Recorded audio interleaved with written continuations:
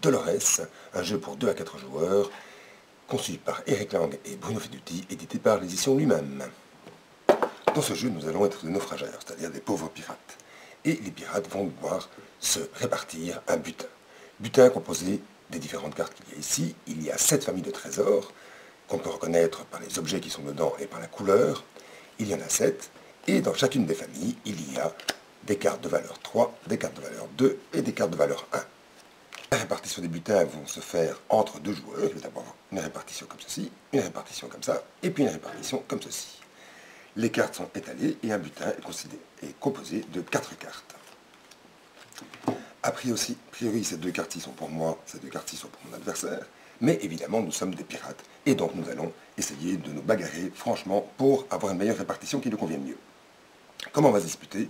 On va se disputer avec la technique du pierre, papier, caillou, ciseaux, mais dans ce cas-ci, nous avons 3 gestes différents. La paix, le conflit, l'esquive.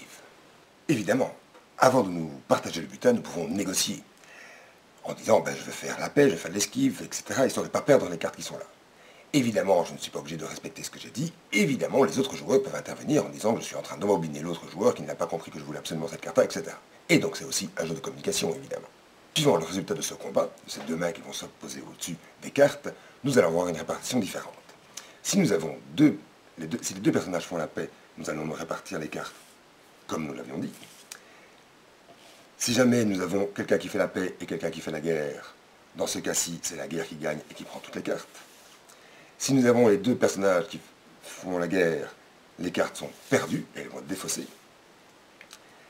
L'esquive va permettre au joueur qui a fait jouer l'esquive de choisir une des 4 cartes, mais une seule. Suivant la réaction de l'adversaire, c'est-à-dire que s'il a fait la paix, il va pouvoir prendre les cartes ou la carte qui reste de son côté. S'il a fait la guerre, il prendra les 3 dernières.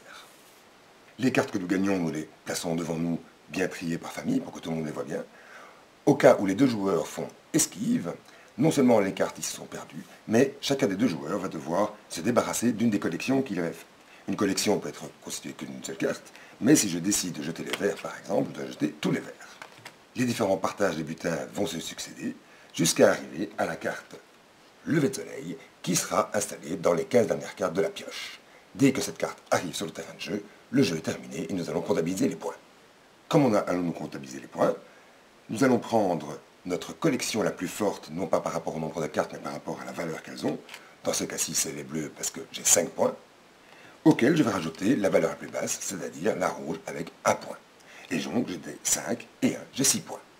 Si nous avons plusieurs valeurs les plus hautes, comme dans ce cas-ci, j'ai 5 avec le bleu et j'ai 5 avec le mauve, je vais pouvoir comptabiliser les 2, 5, ça me fera déjà 10 points. Et si j'ai plusieurs 1, la valeur la plus basse, je vais pouvoir les compter toutes aussi, c'est-à-dire que j'aurai 5, 10, 12 points.